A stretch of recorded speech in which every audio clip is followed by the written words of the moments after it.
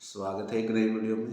विषय लेकर आया हूँ ईदगाह कहानी का तात्विक आधार पर विश्लेषण या ईदगाह कहानी का विश्लेषणात्मक अध्ययन। किसी भी कहानी को विश्लेषण या तात्विक आधार पर विश्लेषण करने का विभिन्न भाषा शास्त्रियों या सौंदर्य शास्त्रियों या आचार्यों ने 6 आधार रखे हैं। सबसे पहला आता है कथानक या कथोपकथन या कथासार।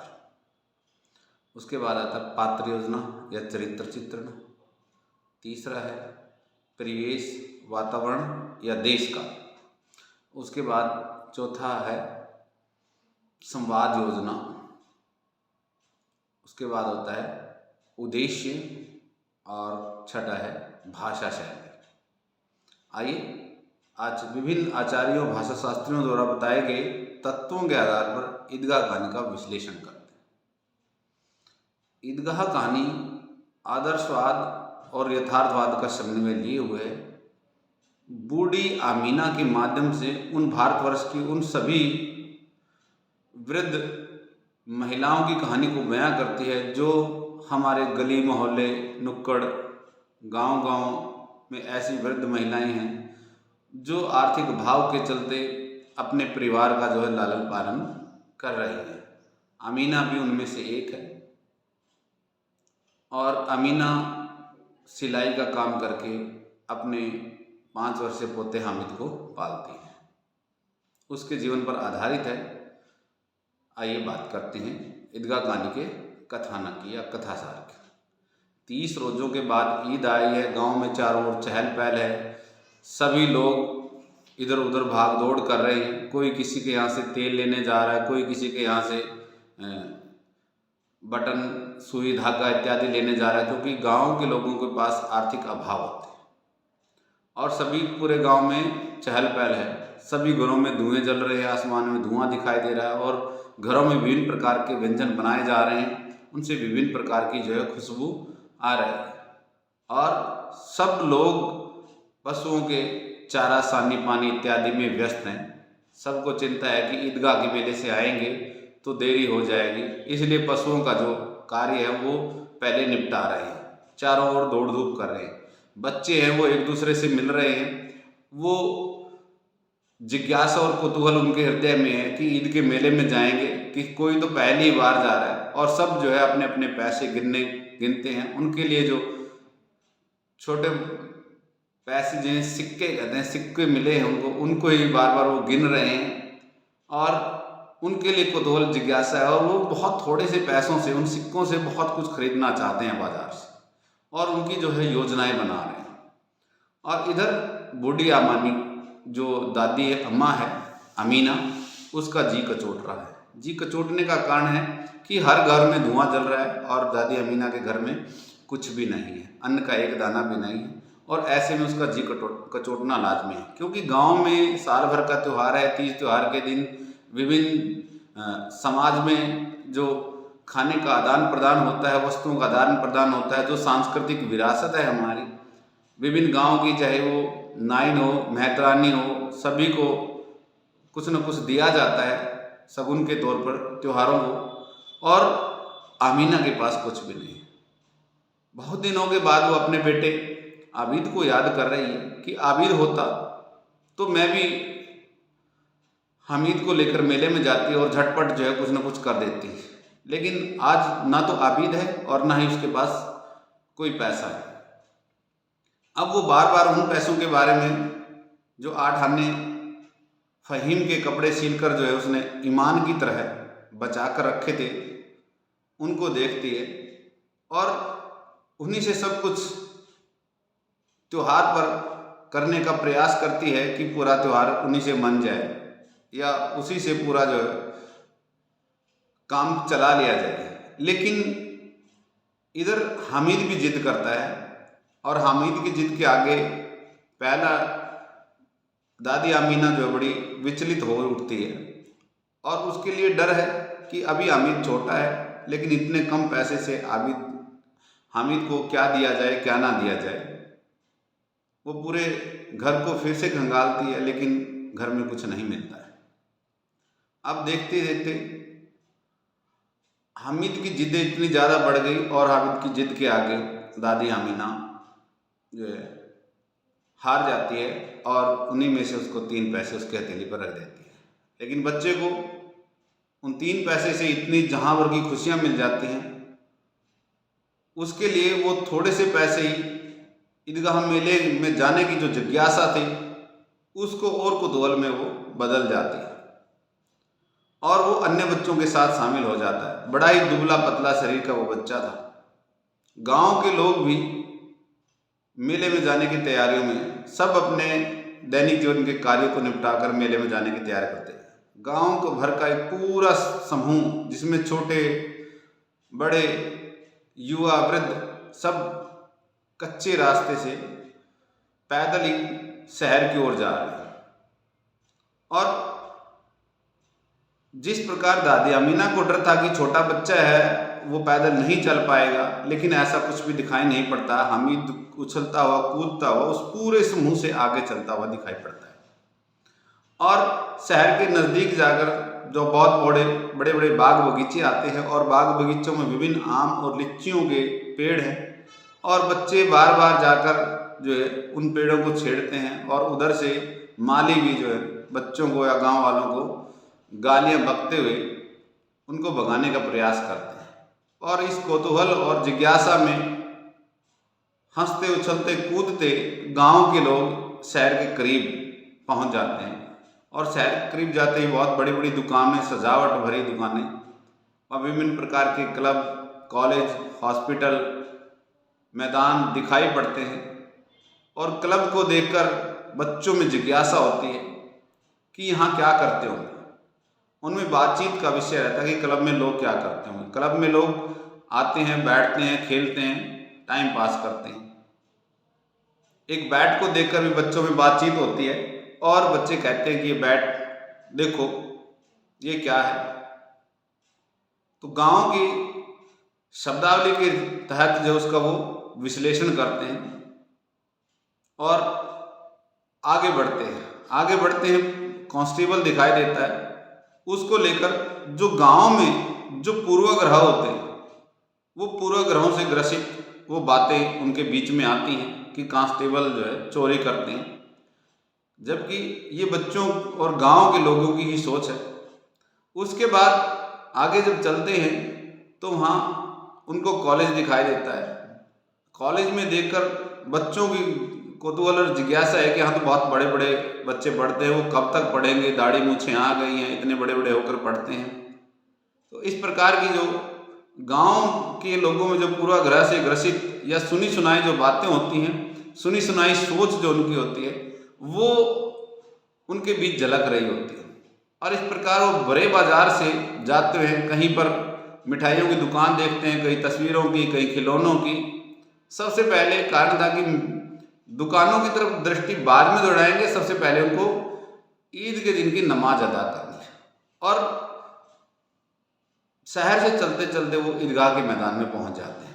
ईदगाह के मैदान में जब वो जाकर एक नज़ारा देखते हैं कि लाखों लोग पंक्तियोंबद्ध खड़े हैं और एक साथ अल्लाह ताला की इबादत में उठते हैं, बैठते हैं और उस अल्लाह ताला को नमाज अदा करते हैं।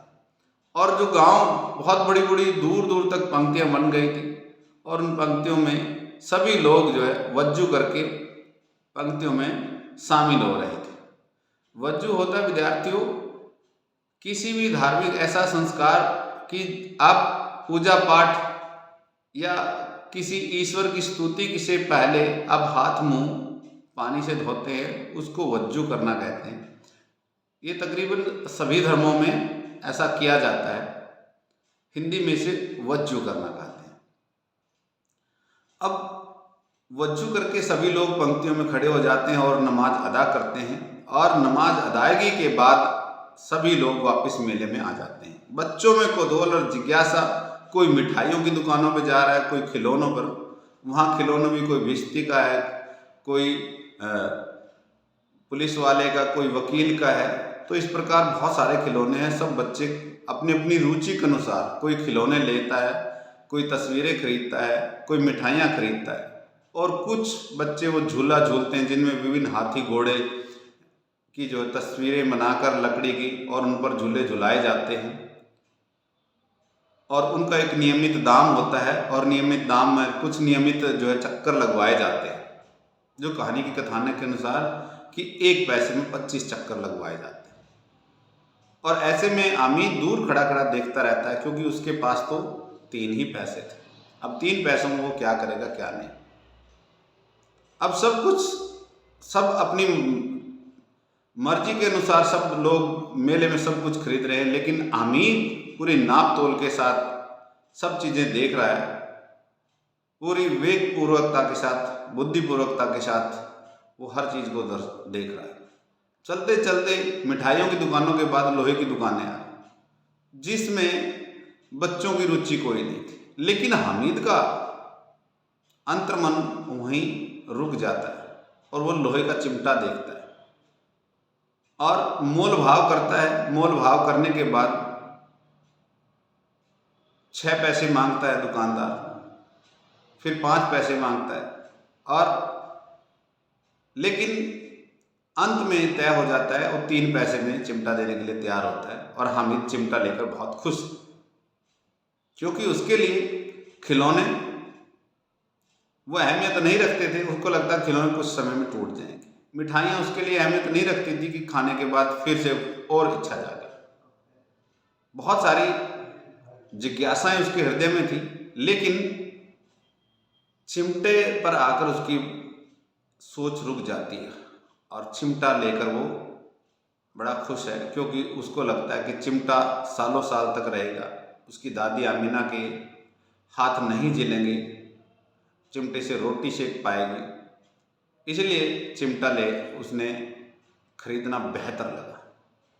और सब बच्चे हामिद के हाथ में चिमटा देखकर उसका मजाक उड़ा रहे हैं, लेकिन हामिद भी बाल मनोविज्ञानी या बाल बुद्धि स्वरूप उनसे हार मानने वाला नहीं था। वो भी उनसे प्रतियोगिता करता है कि मेरा चिमटा तो रुस्त में ही है, तुम्हारे खिलौने टूट जाएंगे, तुम्हारी मिठाइयाँ खा ली जाएंगी या तुम्हारी तस्वीरें फट जाएंगी। इस प्रकार की जो है उनमें प्रतियोगिता होती है और होता वही है जैसा हामिद सोचता है कि रास्ते भर में जब गांव के लोगों का समूह वापस आ रहा था तो सबके मिठाइयाँ तस्वीरें फट चुकी थी या मिठाइयाँ समाप्त हो चुकी थी और गांव तक आते आते जिन बच्चों ने खिलौने लिए थे उनके छोटे भाई बहनों ने उन खिलौनों का हाल भी वही किया जैसा हामिद सोच रहा था। अब गांव के लोगों की आहट पाकर दादी आमीना भी जो झट से समूह की ओर आई और देखा कि हामिद को गले लगाकर वो बड़ा प्रसन्न हुई, लेकिन जैसे ही हामिद के हाथ में लोहे का चिमटा देखा तो बड़ी हैरान थी और गुस्सा भी था। हैरानी का कारण था कि 3 ही तो पैसे दिए थे और इसने कुछ खाया नहीं, चिमटा हाथ में है, बच्चे ने क्या अब तक खा भी लिया हो, चोरी की तो नहीं की। इस प्रकार की जिज्ञासा और कौतूहल आमीना के हृदय में था। लेकिन सभी बच्चों ने और हामिद ने जब एक साथ कहा कि ये उन्हीं पैसों से चिमटा खरीदा है तो हामिद को वो गोद में उठाकर और गले लगाकर फबक कर रोने लगती है और हामिद कहता है कि दादी अम्मा, मुझे लगा कि चिमटे से लेने से आपका हाथ कभी नहीं जलेगा, इसलिए मैंने कोई खाने की वस्तु नहीं खरीदी और मुझे ये ही लेना अच्छा लगा, इसलिए मैंने ये लिया। और इस प्रकार जो है हामिद को गले लगाकर वो एक बालिका अमीना के रूप में आ गई और हामिद ने बूढ़े हामिद का पार्ट खेला। और ये सारा जो दृश्य था ये हामिद की समझ से परे था, क्योंकि आज बूढ़ी आमीना को भी लग रहा था कि इस संसार में कोई उसकी भी फिक्र करने वाला, उसकी भी चिंता करने वाला, ये उसके लिए बड़ी बात थी, इसलिए उसकी आंखों में आंसू थे। और इस प्रकार ईदगाह कहानी समाप्त हो जाती, कथानक समाप्त हो जाता है। अब बात करते हैं ईदगाह कहानी के पात्र योजना की। किसी भी कहानी में 2 प्रकार के पात्र होते हैं। पहला होता है मुख्य पात्र। जो मुख्य पात्र होता है वो कहानी के प्रारंभ से लेकर अंत तक विद्यमान रहता है कहानी के अच्छे बुरे का या फल की प्राप्ति मुख्य पात्र विशेषकर नायक को होती है, और जो सहायक पात्र होते हैं उनके व्यक्तित्व विकास को नहीं दर्शाया जाता। वो जो मुख्य पात्र या नायक के व्यक्तित्व को उभारने में मदद करते हैं। तो मुंशी प्रेमचंद जी ने भी मुख्य पात्र और सहायक पात्र दोनों प्रकार के पात्रों का वर्णन अपनी कहानियों में किया है। मुख्य पात्र और गौण पात्र, इन दोनों को आधार मानकर हम इस कहानी को जो है एक बार विश्लेषण करते हैं। गौण पात्रों को, सहायक पात्रों को गौण पात्र भी कहते हैं। अब मुख्य पात्र के रूप में तो हामिद है, क्योंकि हामिद के ही शुरू से लेकर अंत तक पूरी कहानी में हामिद के वर्णन आते हैं, और हामिद के व्यक्तित्व को उभारने में, चाहे उसके दोस्त हों, चाहे बूढ़ी अमीना हो, बूढ़ी अमीना का जीवन पूरी तरह से हामिद के ऊपर जो है, हामिद की देख रेख में ही छाया हुआ है। वो हामिद की सुख दुख की चिंता करती है और हामिद के चरित्र को उभारने में वो मदद करती हुई दिखाई पड़ती है। उसके दोस्त भी, चाहे वो नूरे हो, चाहे सम्मी हो, चाहे महमूद हो, सभी हामिद के चरित्र को उभारते हुए दिखाई पड़ते हैं।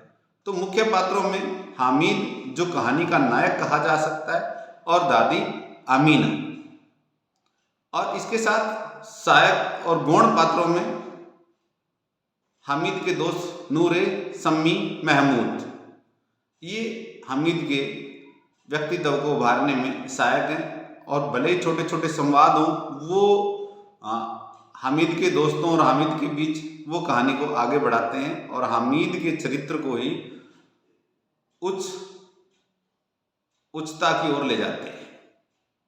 तो प्रस्तुत कहानी ईदगाह में मुख्य और गौण दोनों प्रकार के पात्रों का प्रयोग या वर्णन मुंशी प्रेमचंद जी ने किया है।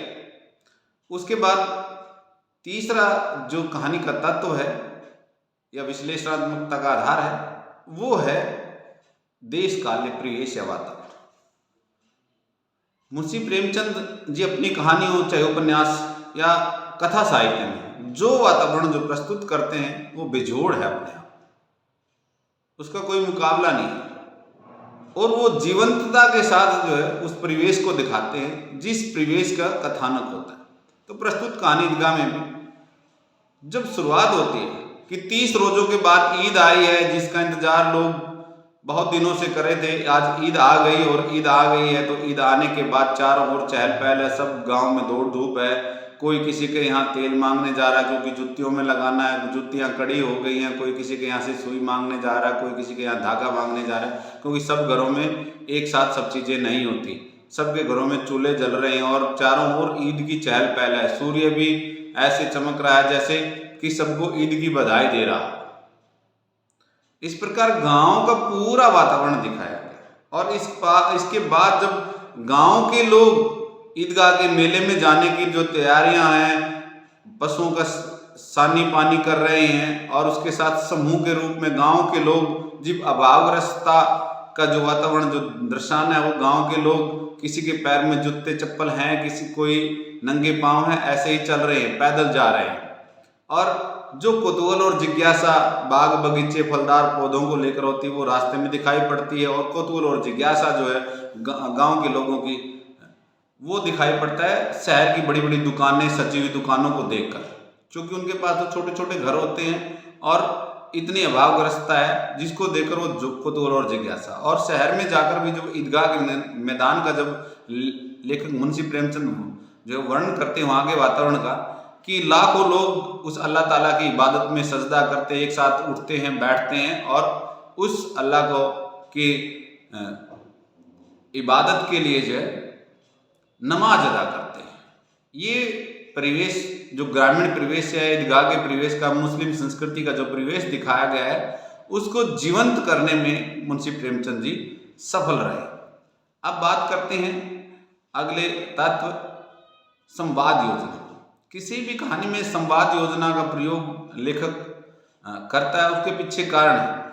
कहानी ज़्यादातर वर्णन शैली में चलती है या विश्लेषणात्मक शैली में चलती है, लेकिन वर्णन के बीच में संवादात्मक शैली का प्रयोग क्यों किया जाता है?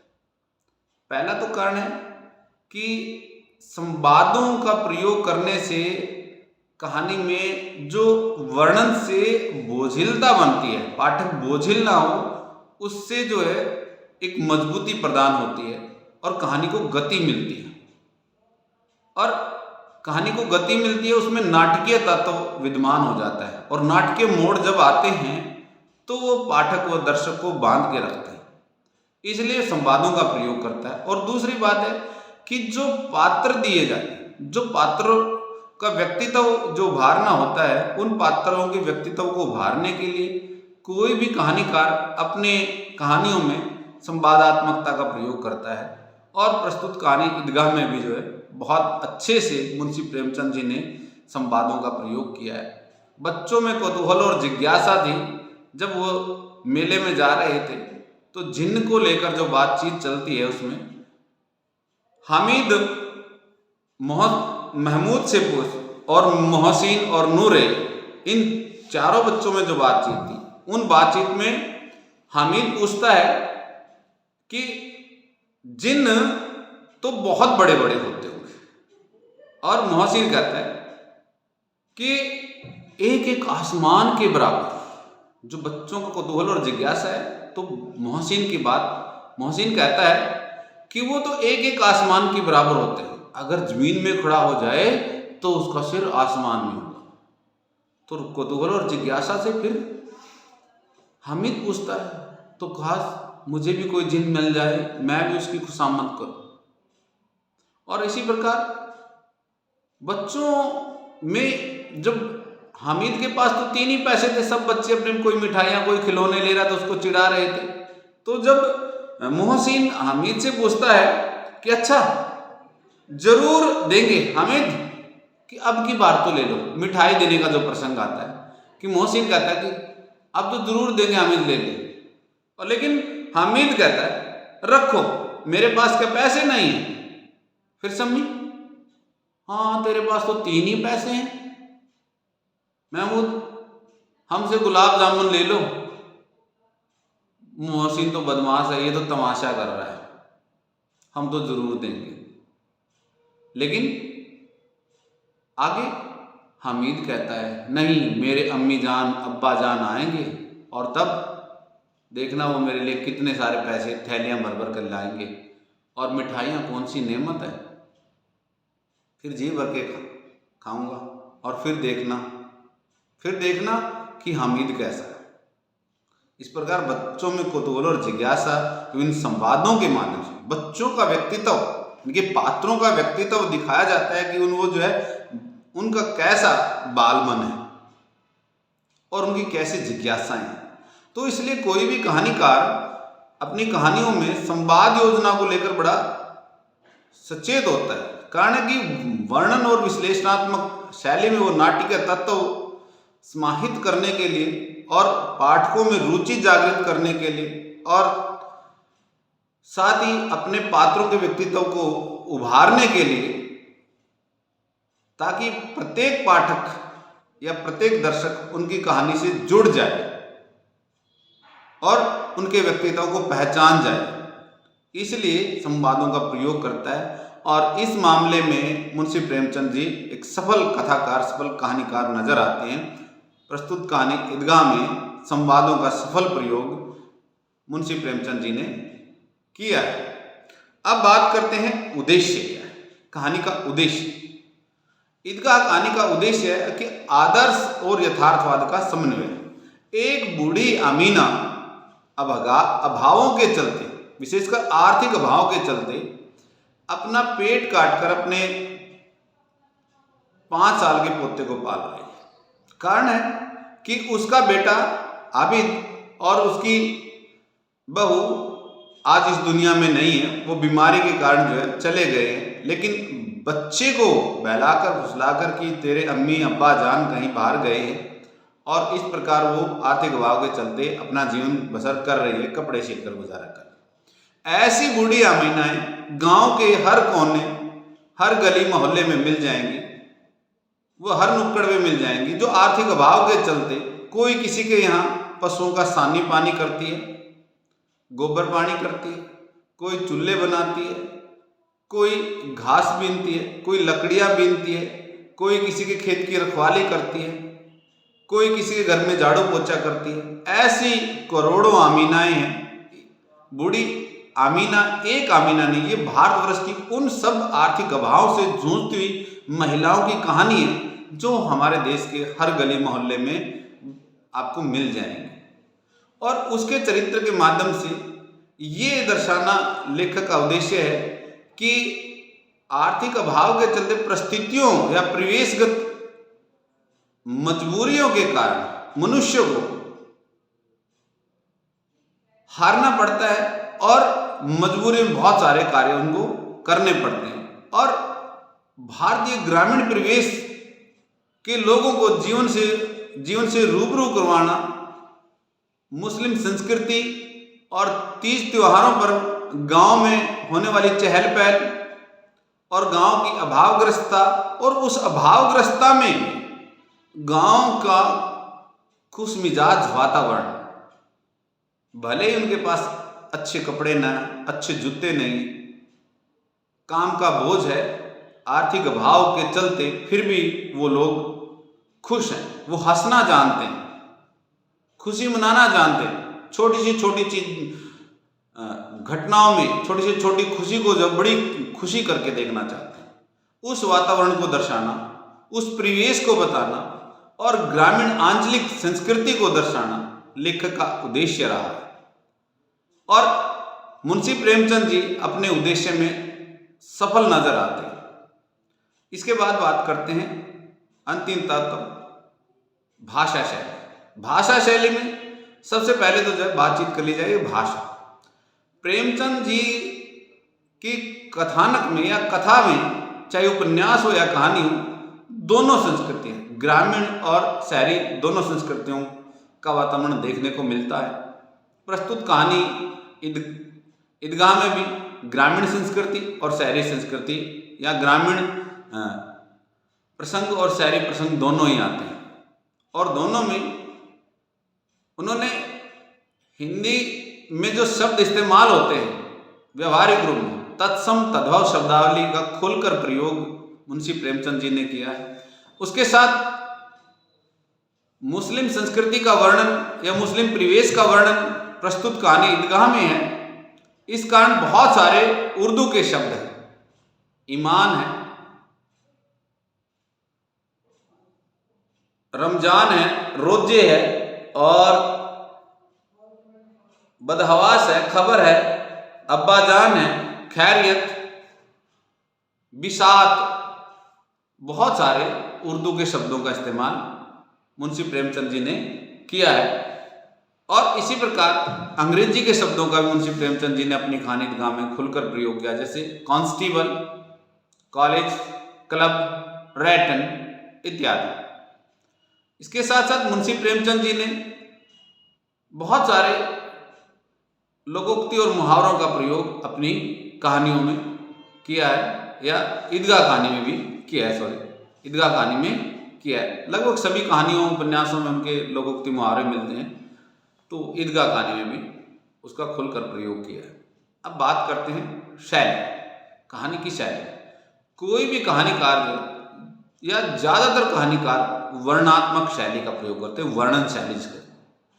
वर्णन के अलावा विश्लेषणात्मक शैली, विचारात्मक शैली तो बहुत कम होती है। कहीं कहीं जो है मनोवैज्ञानिक कहानियों में देखने को मिलती है, लेकिन ये तो कहानी प्रगतिवादी दृष्टिकोण की कहानी है, आर्थिक अभाव की या आदर्शवाद और यथार्थवाद की कहानी है। तो प्रस्तुत कहानी में वर्णनात्मक शैली है, विश्लेषणात्मक शैली है और उसके साथ साथ संवादात्मक शैली का भी प्रयोग लेखक मुंशी प्रेमचंद जी ने किया है।